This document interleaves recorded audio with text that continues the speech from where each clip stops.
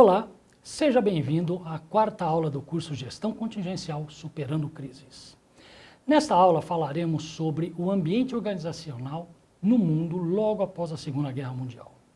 Foi um período muito marcante para a administração, pois representava um cenário econômico inédito, com novos e promissores horizontes, mas que exigiam novas ideias, novos paradigmas. Assim, nasceu o estruturalismo, prelúdio de uma nova abordagem da administração. Iniciaremos essa aula conhecendo, primeiramente, os aspectos que envolviam este cenário, que era o início lá da era industrial neoclássica. O contexto, logo após o término da Segunda Guerra Mundial, até o início dos anos 50, era o seguinte. Nós temos aí, por um lado, Europa e Japão economicamente e socialmente arrasados. Por outro lado, nós temos o mundo dividido em dois blocos, economicamente, ideologicamente, politicamente antagônicos. Então era uma situação inédita, muito complicada. Nós temos o bloco comunista de um lado, liderado pela Rússia, que junto com os países membros formam a União Soviética, e, por outro lado, o bloco capitalista, que era liderado pelos Estados Unidos, que se consolida, a partir de então, como a maior potência econômica e militar do mundo. Então, este era o mundo nesta época, até o início dos anos 50. O contexto logo após os anos 50, qual era? O medo do avanço da União Soviética sobre o mundo levou os Estados Unidos a organizar apoios para uma rápida e segura recuperação econômica, tanto da Europa como do Japão. O mundo não queria cometer o mesmo erro que foi cometido lá logo após a Primeira Guerra Mundial, onde não houve uma ação efetiva para recuperar aqueles países europeus que foram arrasados. A Alemanha foi praticamente achatada, arrasada. O que aconteceu? O mundo não se recuperou. Veio a crise econômica de 1929 e veio uma Segunda Guerra. Então, o mundo não queria cometer esse mesmo erro. E os Estados Unidos, liderando tudo isso daí, então tomou ações para que o mundo se recuperasse rapidamente. Quais foram eles? O Plano Marshall, que foi para a Europa, né? Então, para que a Europa se recuperasse rapidamente, foi criado esse Plano Marshall. Lá para o lado do Japão, foi criado acordos comerciais financeiros vantajosos, mais a cooperação para o desenvolvimento de tecnologias e técnicas de gestão, né, que isso formou aí a JUSE, que é a Japan Union, né, a União Japonesa para o Desenvolvimento Econômico mais rápido. Então, todas essas ações trouxeram o quê? Um novo contexto econômico. Os efeitos desse plano na recuperação da Europa e Japão foram extremamente positivos.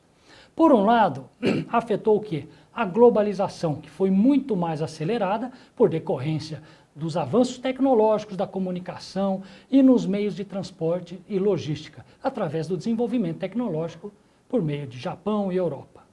No ambiente externo, passou a ser menos previsível e com maior concorrência, agora se alastrando além das fronteiras.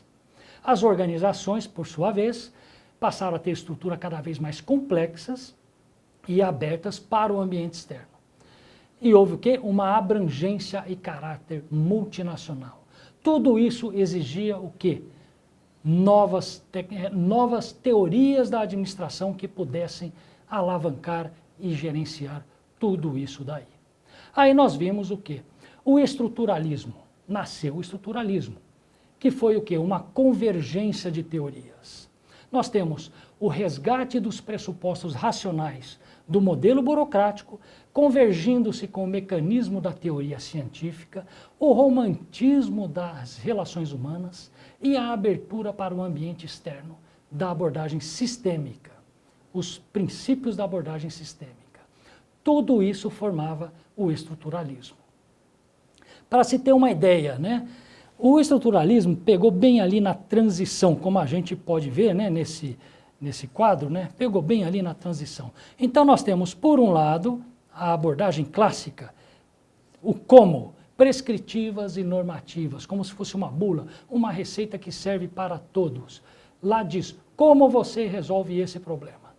Passou para uma abordagem neoclássica, onde imperava o porquê, ou seja, um aspecto, um caráter explicativo e descritivo. Precisava explicar por que isso acontece. E ir lá no fundo, né, buscar a causa inicial desse problema, que não era igual para todos. Para se ter uma ideia, né, então nós temos aqui, com relação à ênfase, se nós pegarmos aqui a científica, a clássica e a burocrática, nós temos tarefa, estrutura e organizacional. Para as relações humanas, que contestava tudo, são as pessoas, a ênfase são nas pessoas. Agora, para a estruturalista e a abordagem neoclássica, é a convergência das duas, é o amadurecimento do pensamento administrativo, a estrutura e o ambiente. Organização, para a clássica, formal. Para as relações humanas, informal. Já para a estruturalista, formal e informal. Com relação ao sistema, para a clássica é um sistema fechado, estrutura formal e social como um conjunto de órgão, cargos e funções oficializadas. Já para as relações humanas, continua fechado, mas é social, um sistema social como um conjunto de papéis. Agora, para a estruturalista, nós temos um sistema social intencionalmente construído e reconstruído. Ainda não está, digamos, aberto para o exterior, mas tem que ser constantemente repensado. A abordagem, né, com relação à clássica, engenharias e sociologia da burocracia. Já nas relações humanas, ela enfatizou o quê? A ciência social aplicada. E agora, para estruturalista, nós temos uma sociedade de organizações e abordagens múltiplas. Ou seja, ela evoluiu, ela pegou o que havia de bom em todas as teorias da abordagem clássica, relações humanas, científica, burocrática, e a clássica juntou tudo e criou uma estruturalista, uma nova teoria que atendia melhor às empresas e esses novos tempos. Com as bases de sustentação da teoria estruturalista, o amadurecimento das teorias, o equilíbrio entre as tradicionais escolas da abordagem clássica, convergindo o que havia de melhor em cada uma delas. É bem isso daí. Para Amitai Etzioni, né, que nós vemos aqui, ele é o principal divulgador, o principal contribuinte desta abordagem que é o estruturalismo.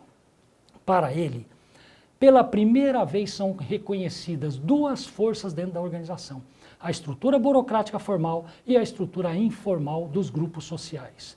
E pela primeira vez reconhece a ligação da organização com outras organizações e unidades sociais do ambiente externo. Muito bem, isso é evolução, não é verdade? Vamos saber mais sobre a contribuição, então, de Amitai Etzioni para a teoria estruturalista? Para Etzioni, as organizações com propósitos diferentes exigem estruturas diferentes na relação do poder e controle versus obediência. Ou seja, não existem organizações iguais, não dá mais para ter uma receita que vai servir para todas. As organizações são diferentes de acordo com seus propósitos.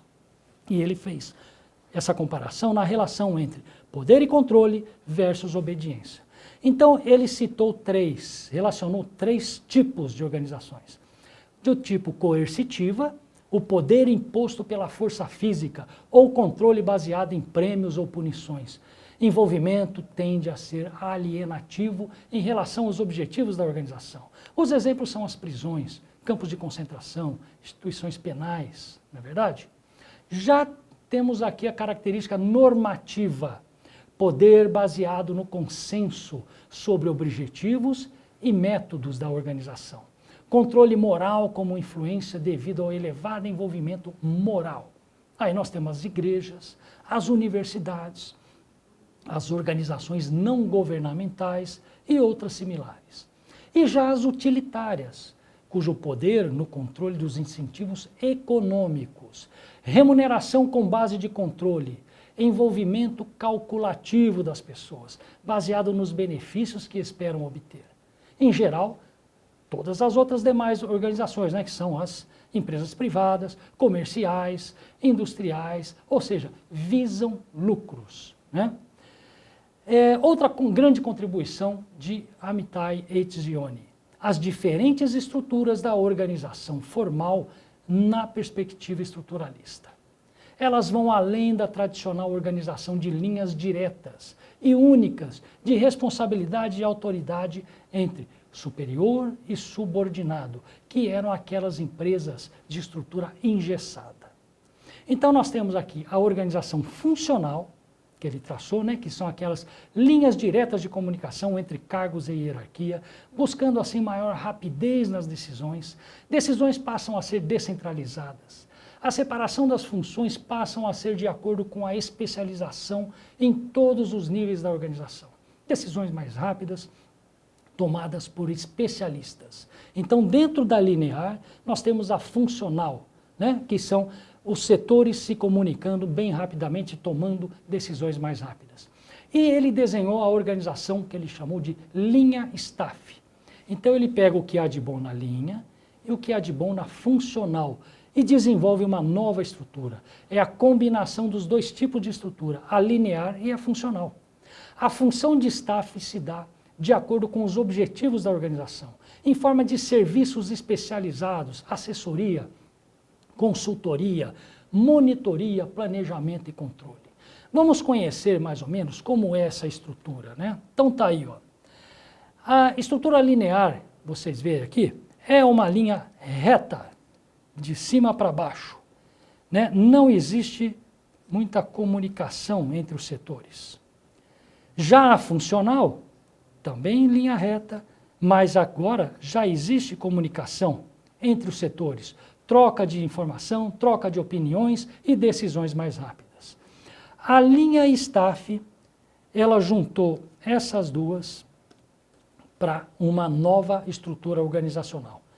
Nós temos aqui o diretor, e temos todos eles se comunicando entre essa estrutura paralela, dando assessoria tanto à gerência como à execução e trocando informações. Daí veio, né, as empresas de consultoria, de assessoria, dando suporte às organizações, né? Quando nós vemos aquelas linhas pontilhadas ligando uma assessoria, o staff dando todo o suporte necessário às organizações. Esta é a organização linha staff. Essa é a grande contribuição de Amitai Etzioni. É isso aí.